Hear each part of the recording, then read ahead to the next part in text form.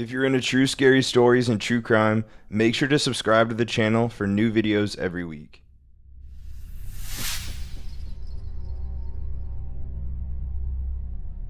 Back in the spring of 1994, I went camping with a small group of friends in Georgia. Kind off the beaten path, but only a short hike into the woods. Upon my arrival, one couple I was good friends with was already there. As I came bounding in all enthusiastically, I immediately noticed something was off. My friend Kate was making big eyes at me, and as I looked around, I noticed her husband Ted, standing by the tents with some dirty-looking dude. Kate then whispered to me, "This dude won't leave us alone." I tried to get to the bottom of what was wrong, but from what it sounded like, he was just kind of a lonely guy out in the woods by himself, and we were just unlucky enough to be his next-door campsite neighbors. As the day went on, he was trying to insert himself into everything we were doing, and not just that, but everything he did was just odd. For example, as we were prepping for dinner, which was always the highlight of our trips, he brought over his cooler to show us his dinner plan, which was a steak floating in bloody cooler water and a couple of beers. By this time, two other friends had shown up, and they were just like, "What the hell?" As we were setting out our food sort of buffet style, here the man comes with his chair, all wet and muddy. The sites were far enough apart that we had time to do a quick huddle. We decided that Ted, the largest of us, would politely ask the guy to please respect our boundaries, as we had been looking forward to getting away and hanging out with our tight-knit group. Surprisingly, he seemed to get the picture, and actually seemed a little embarrassed. No hard feelings, see you around kind of vibe. We were all relieved, and actually, I felt a little pity for him. As it got dark, we all sat around the campfire, partaking in various calming vices. Suddenly, out of the darkness and into our firelight, comes a strange man. We immediately go silent as he proceeds to join our circle and plop down in front of the fire. As he pulled his knees up to his chest, we noticed at once that he held loosely a giant pistol with his finger resting on the trigger. Then he said, just as casually as can be, "Anyone want to check out my piece?" We just stared in disbelief. Then my buddy Dave just pipes up and says, "Nope, no thank you." To which the dude just casually took the gun and said, "Okay." He got up and headed into the darkness. He didn't seem to have a flashlight or anything, and it freaked us out because we didn't know where he was. Until about a half an hour later, when his campfire suddenly was ablaze with 7-foot-high flames. And there he was, hopping around the fire naked, jumping around with a gas can, frequently dumping more gas to increase the flames. It was about a half an hour of intense insanity, and just like that, it ended. We didn't hear another sound. As I remember, we all stayed up pretty late, and that night I don't think any of us slept without one eye open. The next day, when we all got up, there was no sign of the man, except for a melted red and yellow plastic gas can. We ended up spending another night there and ended up having a great time, but I'd be lying if I said we weren't all a little on edge for the remainder of the trip.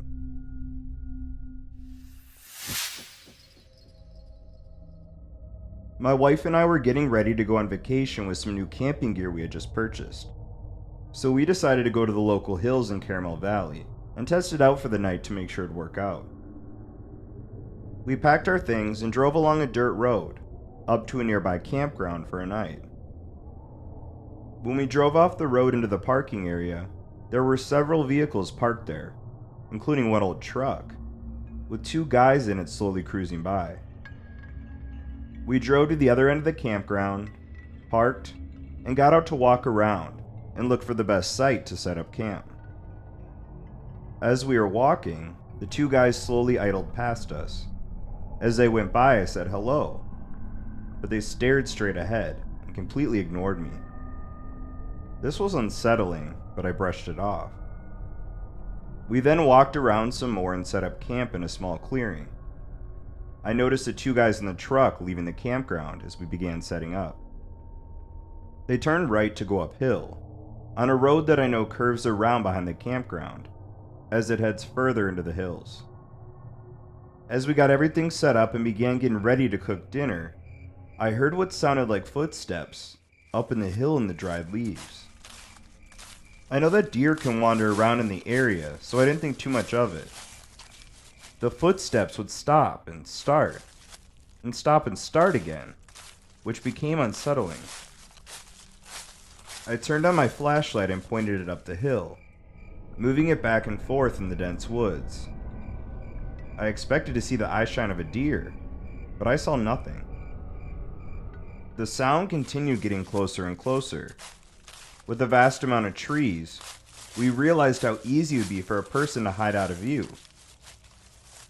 I quickly hurried to grab the car and pulled it up to our campsite, telling my wife it's time to get the hell out of here. I threw everything into the tent, then rolled the tent into a big burrito, stuffing it into the trunk. I jumped into the driver's seat, and we left the campground and turned left down the hill. We hadn't gone maybe a quarter mile, when suddenly that same pickup from earlier came racing around the corner behind us, and quickly caught up to us.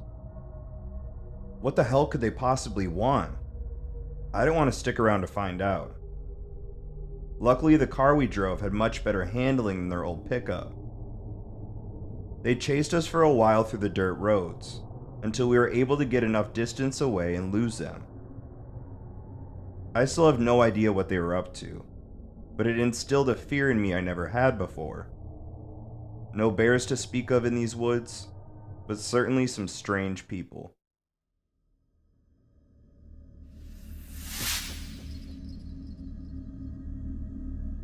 I was camping in Ohio by myself for 3 days.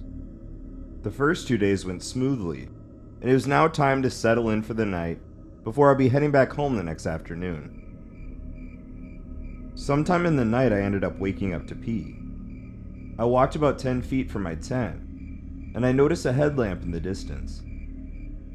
I watched it for about 10 minutes, noticing the man stand up and sit down. I quietly got on my boots, grabbed my hatchet, and started walking to the right of my campsite. I was going to find out what he was up to. I got about 50 yards from my site and started walking towards him, when I noticed another headlamp moving around. I hit the ground and threw some leaves over me. The second man walked about 10 feet from where I was laying. He then lit a cigarette and finished his beer. After he got far enough away where he could no longer hear me, I got up and started walking towards the first guy. I was able to get close enough to him that I could see his face, being lit up from his cell phone. That's when he stood up and started walking towards my hammock. I watched the man make his way towards my campsite. I was frozen as I heard my tarp being trashed. "He was just here," I heard one of the men say, as I began forcing my body and breathing to be as still as possible. These men clearly had bad intentions, and I wasn't about to confront them. I laid on the ground and watched both men walk away with my flashlight until it was just a small dim light in the distance. I ended up staying in the hiding spot the rest of the night, and when the sun finally came up, I returned to see my entire site was destroyed. My hammock and tarp were shredded by what looked like a machete. My mess kit was stomped on. They took my backpack, rain gear, and that flashlight. I went to the spot where I'd seen the first guy and found chew pouches, empty beer cans, and a lighter. I packed what was left of my stuff and left the site immediately, shaken up and knowing I'd never go anywhere near those woods again.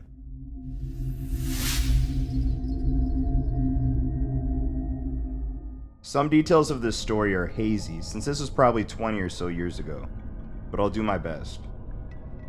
My wife, who was my girlfriend at the time, and two of our friends went to my buddy's family's property to camp. It was a property that was around 160 acres, divided up between his grandparents' farm, his parents' 40 acres, and his uncle's 40 acres.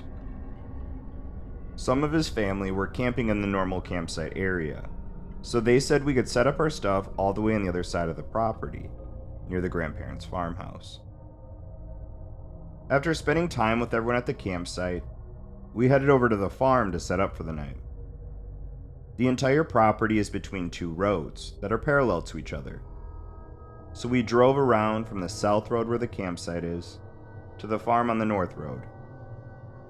We parked our vehicle by the barn and started setting up camp closer to the road near the house. We planned on all sleeping in the same 6-person Coleman tent, so the setup was simple.